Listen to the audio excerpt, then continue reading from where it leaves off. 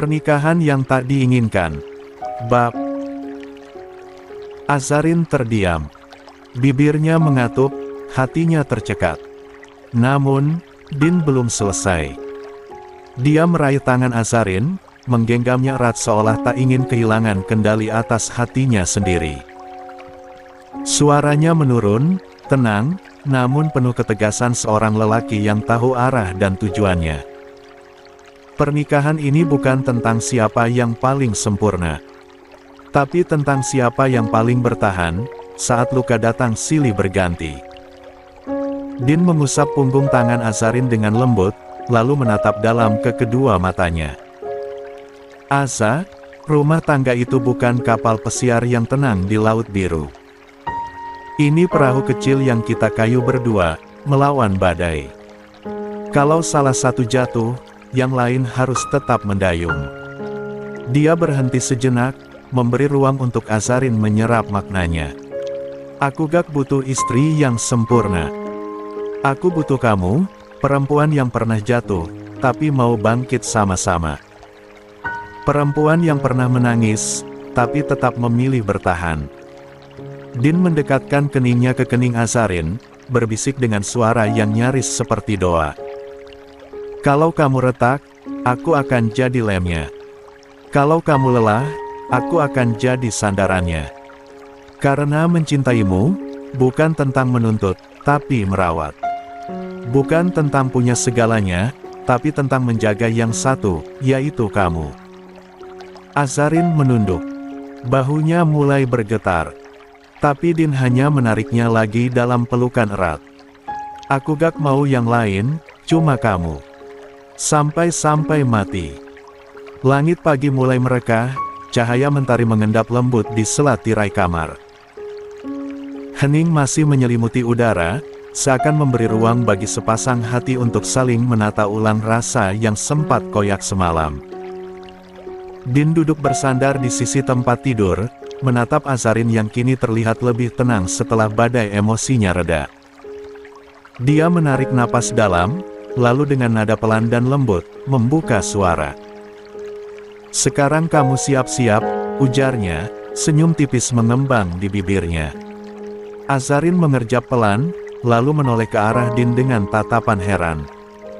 Memangnya mau kemana? Tanyanya dengan suara lemah. Din tersenyum manis, lalu menggeser duduknya lebih dekat. Mas udah janji akan kasih kejutan ke kamu, kan? Hari ini, Mas mau penuhi janji itu.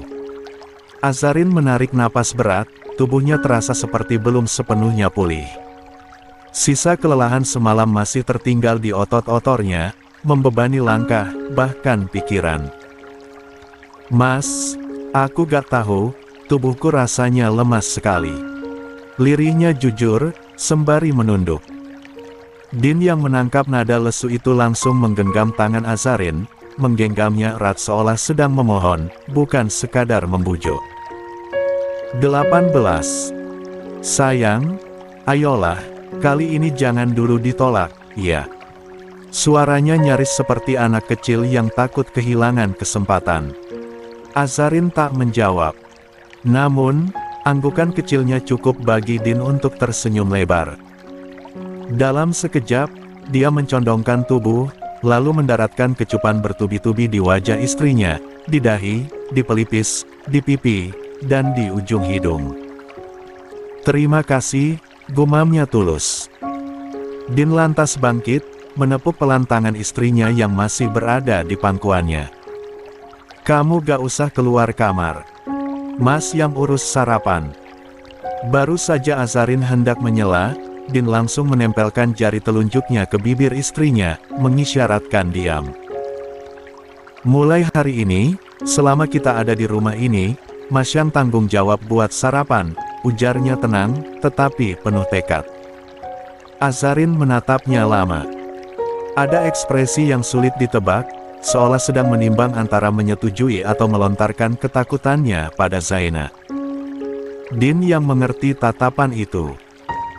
Tanpa bicara, dia langsung menarik tubuh istrinya ke pelukannya, memeluknya dengan hangat, seperti tengah menyelubungi luka yang tak kasat mata. Kalau kamu khawatir ada Zaina, atau dia macam-macam lagi, Mas bisa video call dari sana. Jadi kamu bisa pantau semua aktivitas Mas. Namun, Azarin menggeleng pelan. Enggak usah. Aku ikut ke dapur, kita urus bareng-bareng, katanya. Lirih. Din tertegun sejenak, lalu tersenyum. Kali ini bukan karena keinginan Azarin menemaninya, tetapi karena kebersamaan kecil itu yang mungkin terlihat sepele, tapi berarti sangat besar bagi hubungan mereka. Oke, kita bareng-bareng, ujarnya ringan. Dengan pelan, mereka pun beranjak. Tak ada kata cinta yang diucap, tak ada gombal berlebihan. Namun, dari genggaman tangan yang tak lepas sepanjang perjalanan ke dapur, cinta itu terasa. Mengalir, hangat, dan nyata. Namun, begitu kaki mereka menapaki lantai dapur, aroma bumbu yang tengah ditumis langsung menyambut mereka. Zaina, dengan celemek abu-abu bergambar bunga, tampak sedang sibuk mengaduk sayur di atas kompor. Suara penggorengan mendesis lembut di tengah pagi yang seharusnya hangat. Atmosfer itu berubah dingin seketika saat mata Zaina tak sengaja menangkap bayangan dua sosok yang baru datang dari pintu dapur. Din yang menyadari suasana mendadak kikuk, segera menepuk pelan pundak istrinya, lalu berbisik di dekat telinga Azarin dengan suara rendah yang penuh ketegasan sekaligus kelembutan. Jangan pedulikan apapun, sayang, selama ada aku di sampingmu, kamu cukup berdiri tenang. Azarin menarik napas dalam, mencoba menguatkan dirinya. Sorot matanya masih memuat luka, tapi kini sudah berselimut keberanian. Dia mengangguk pelan, dan melangkah bersama Din yang merangkulnya erat. Setiap langkah menuju dapur adalah tamparan pada luka yang belum kering, tetapi juga bukti bahwa dia tak lagi ingin bersembunyi. Zaina, yang sedari tadi sibuk, langsung menunduk. Wajahnya canggung, tangan yang semula lincah mengaduk sayur pun kini goyah. Tak satu pun kata terlontar darinya. Dia tahu, pagi ini akan menjadi pagi yang panjang. 19. Din mendobrak kekakuan itu dengan nada ringan, meski terasa dibuat-buat. Ia menempelkan dagunya di pundak Azarin, lalu bersuara ceria. Pagi ini, istri Mas mau masak apa, Azarin menoleh sedikit, senyum samar tersungging. Mas mau makan apa? Din bergumam, pura-pura berpikir keras. Namun, belum sempat menjawab, suara lirih Zaina menyela, nyaris tak terdengar. Gak usah dimasak lagi, Kak, aku sudah masak, ucapnya pelan, nyaris seperti permintaan maaf. Azarin hanya diam. Dia membuka kulkas, mengambil beberapa bahan dengan tenang, seolah tak mendengar. Zaina menggigit bibir, menahan kecewa, tetapi tak berkata apa-apa lagi. Dia tahu, dirinya bukan pusat semesta pagi ini. Din mengikuti langkah Azarin, seperti bayangan yang enggan terpisah. Di meja dapur, Azarin mulai memotong sosis, tangannya lincah dan terlatih. Sementara Din mengambil pisau, lalu mulai memotong buncis, tak henti-hentinya berceloteh kecil. Ini segini potongannya cukup belum? Atau kegedean? Azarin hanya menjawab dengan anggukan, sesekali menyelipkan senyum kecil yang nyaris tak terlihat. Mereka bekerja dalam diam yang nyaman, seperti dua orang yang saling mengenal gerak dan jeda satu sama lain. Tanpa terasa, masakan mereka rampung. Zaina sudah lebih dulu pergi entah sejak kapan. Azarin pun, lantas menata dua mangkuk berisi sayur dan ayam goreng ke atas nampan. Tujuannya jelas, sarapan di kamar. Bukan karena ingin menyendiri, tetapi untuk menjaga hati, untuk menjaga martabatnya yang nyaris terkoyak. Namun, saat mereka melewati ruang makan, langkah Azarin tertahan. Di sana, duduk Herlina. Matanya tajam, nadanya tenang, tetapi tak ada yang bisa menutupi sindiran yang menyusup dalam setiap katanya. Kenapa harus makan berpisah? Masak pun pisah. Ucapnya lirih, tetapi jelas terdengar. Apa sedingin itu kalian hingga tak mau duduk di meja yang sama? Tak mau menyentuh masakan Zaina. Din yang tengah menyendok nasi langsung menoleh, napasnya mulai terasa panas. Dia hendak membalas, namun Azarin menggeleng cepat. Matanya menatap Din dengan tenang, lalu beralih kepada Herlina. Herlina pun belum selesai. Kalian ingin saya menerima kehadiran kalian, meminta saya mengingat kalian. Tapi kalian sendiri menjaga jarak, menaruh benteng di tiap sudut rumah ini. Jangan hanya minta dimengerti, cobalah juga untuk mengerti. Azarin memegang nampannya lebih erat, lalu melangkah maju, berdiri tak jauh dari meja makan. Wajahnya teduh, tetapi matanya tak gentar. Coba tanyakan pada hati Umi, katanya pelan, namun tajam. Apakah kami sungguh diharapkan duduk di meja makan ini? Suasana membeku. Azarin melanjutkan, suaranya tetap tenang, meski nadanya mengandung luka yang belum sembuh.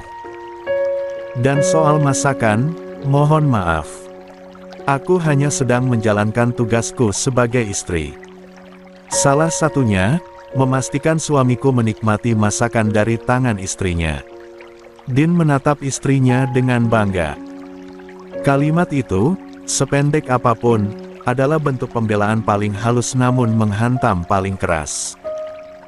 Azarin tidak bersuara lantang, tapi kata-katanya cukup untuk 20.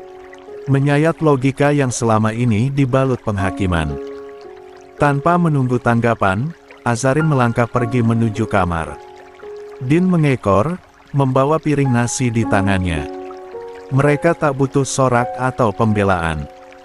Yang mereka butuhkan hanyalah ruang, untuk menyembuhkan, membangun, dan memulai kembali. Tanpa diusik, tanpa diganggu, tanpa dihakimi. Namun, kepergian Azarin dan Din tak membuat Herlina langsung menikmati sarapannya.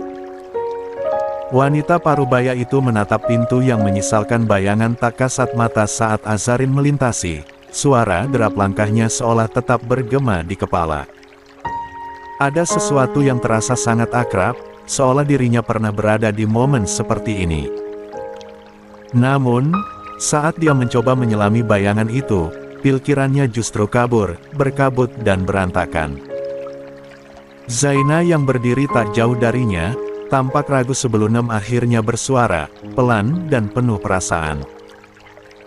Maaf, ya, Umi, karena aku ada di rumah ini, Kak Aza jadi gak mau makan bersama. Aku gak bermaksud buat semua jadi seperti ini. Nada suaranya lirih, nyaris pecah. Herlina menoleh, sorot matanya tak lagi tajam seperti sebelumnya. Dia menarik napas panjang, seolah mencoba menahan beban yang sejak tadi menekan dadanya. Kamu gak salah, Nak, ucap Herlina lembut. Semua ini, butuh waktu. Zaina menunduk. Matanya mulai berkaca-kaca, tetapi dia menahan. Sejak dulu dia belajar menahan luka di balik senyum, menahan air mata di balik diam. Mungkin lebih baik aku pergi dari rumah ini. Kalau aku pergi, Kak Aza bisa lebih tenang, lebih bahagia. Aku gak mau jadi alasan dia terus merasa terancam di rumahnya sendiri. Perkataan itu membuat Herlina sontak menggeleng. Wajahnya tegas, tetapi suaranya penuh ketulusan. Tidak ada yang harus pergi. Umi sudah bilang sejak semalam, kamu akan tetap tinggal di sini. Ini rumah kamu juga. Soal Asa, biar Umi yang bicara padanya. Zaina masih menunduk, tetapi tatapannya kini lebih dalam. Pelan-pelan dia mengangkat wajah, menatap wanita parubaya itu dengan mata sendu. Umi, aku tahu Kak Aza bukan marah padaku, dia marah karena Umi gak mengingat dia. Karena dia merasa asing di rumah ini, di hati Umi. Herlina menunduk, jemarinya meremas sudut taplak meja. Zaina melanjutkan dengan hati-hati. Tapi Umi jangan paksa diri untuk mengingat. Dokter bilang itu bisa berbahaya. Tiap kali Umi coba paksa, pasti sakit, kan? Sudah, jangan begitu lagi. Kalau kepala Umi mulai nyeri, minum obat yang botol putih. Itu bisa bantu redakan. Herlina hanya mengangguk pelan, seperti anak kecil yang tengah ditegur karena melanggar batas. Matanya kembali menatap piring di hadapannya, piring yang sejak tadi belum disentuh. Keheningan jatuh sesaat sebelum Herlina berbicara lagi, kali ini lebih lirih, nyaris seperti bisikan pada diri sendiri. Ada sesuatu yang terasa familiar. Zaina menatapnya heran. Herlina mengarahkan pandangan ke kursi roda yang menopangnya, lalu menelusuri pandangan ke meja makan.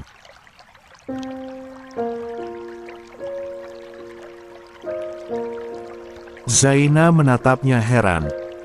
Herlina mengarahkan pandangan ke kursi roda yang menopangnya, lalu menelusuri pandangan ke meja makan. Entah kenapa, Umi merasa pernah ada di sini. Duduk di kursi ini, dengan suasana seperti ini. Ada suara tawa, suara sendok bertabrakan, hangat. Dia memejamkan mata sejenak, berusaha meraih bayangan yang menggantung di pinggir kesadarannya. Namun, detik berikutnya, wajahnya meringis, tangannya menekan pelipis. 21. Ah, kepala Umi sakit lagi. Zaina langsung menghampiri, dengan sigap mengambil obat yang dimaksud yang sudah disipakan di meja makan. Sudah.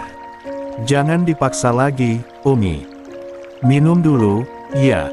Istirahatkan pikiran Umi. Setelah meneguk obat, Herlina menghela napas. Tatapannya kembali kosong menatap ruang makan. Tapi rasa ini, perasaan ini, seperti deja vu. Seolah, Umi pernah menikmati sesuatu yang sangat berharga di tempat ini. Zaina menatap Herlina lama. Wajahnya memancarkan kesedihan yang dalam, tetapi juga ketulusan yang tak bisa disangkal. Kalau begitu, pelan-pelan saja, Umi. Biarkan ingatan itu datang sendiri. Jangan dicari. Kadang, yang dicari terlalu keras malah makin jauh. Herlina menatap Zaina, lalu mengangguk. Merekan pun melanjutkan sarapan dengan tenang, tak ada obrolan, hingga di pertengahan sarapan, Zaina memandangi Herlina yang masih tampak linglung, meski sedang menikmati makanannya. Ada sesuatu yang terus mengganjal di hatinya sejak lama, dan kini, saat keheningan menyelimuti mereka, dia tak bisa menahan diri lagi untuk bertanya. Umi, ucapnya pelan, nyaris ragu. Sebenarnya, apa yang Umi rasakan setiap kali melihat Kak Asa? Herlina terdiam. Pertanyaan itu seperti menarik sesuatu dari dalam dadanya, sesuatu yang tak bisa dijelaskan dengan kata-kata biasa. Dia menggigit bibir bawahnya, lalu menunduk dalam, seakan mencari jawaban di antara detak jantungnya sendiri. Rasanya aneh, lirihnya akhirnya. Umi, sayang sama dia. Perempuan itu, Azarin, Umi merasa dekat, hangat, tapi juga jauh. Dia memejamkan mata sejenak, menarik napas panjang. Setiap kali Umi mencoba mendekat, mencoba bicara lebih dalam, atau sekadar memandangi wajahnya lama-lama, dada Umi terasa sesak. Bukan karena menarah, bukan karena benci, tapi karena Umi merasa bersalah. Tapi Umi bahkan tidak tahu, kenapa Umi merasa seperti itu. Zaina terdiam, memperhatikan perubahan ekspresi Herlina yang kini tampak kacau, penuh pergolakan batin. Umi sudah coba mengingat satu momen saja bersamanya, satu kenangan, bahkan cuma suaranya yang memanggil, tapi yang datang malah sakit. Sakit yang menjalar sampai ke kepala. Seperti, tubuh Umi menolak ingat, tapi di hati terus memaksa. Jadinya, perasaan sayang itu ikut berubah jadi sakit. Matanya kini memerah, bukan karena tangisan yang pecah, tetapi karena beban perasaan yang terlalu dalam untuk sekadar ditangisi. Umi ingin merengkuhnya, Zaina, Umi ingin bisa bilang, "Nak, sini peluk Umi." Tapi saya bahkan takut, kalau saya terlalu dekat, kepala Umi akan kembali berdenyut, dan Umi kembali tidak berdaya. Zaina tak sedikit pun memalingkan muka. Dalam diam, dia paham, apa yang dirasakan wanita parubaya itu, bukan ketidaksukaan, bukan juga ketidakpedulian. Namun, luka yang bahkan sang pemiliknya tidak tahu asalnya dari mana. Kalau begitu, Umi, cukup rasakan saja dulu. Gak usah dipaksa ingat. Kak Aza kuat. Dia mungkin terluka sekarang, tapi dia tahu Umi berjuang. Dan kalau waktunya tiba, mungkin rasa sakit itu akan berubah jadi 22. Bahagia. Herlina mengangguk pelan. Kali ini, tanpa berkata apapun. Karena di dalam dadanya, memang tak ada lagi yang bisa dijelaskan. Hanya rasa yang membuncah, dan kerinduan akan sesuatu yang belum sempat dikenali. Setelah sarapan, Zaina membereskan sisa makanan di atas meja ketika dia menoleh lagi ke arah Herlina, yang kini terlihat lebih tenang setelah obrolan sebelumnya. Ingin memastikan ingatan sang ibu kembali sedikit demi sedikit, Zaina membuka suara dengan hati-hati. "Oh, ya, Umi, apa Umi ingat dengan Kak Alea juga?" Tanyanya lembut, namun penuh harap. Herlina terdiam. Sorot matanya kosong, seperti mencari-cari sesuatu dalam ruang gelap ingatannya. Setelah beberapa detik, dia menggeleng pelan.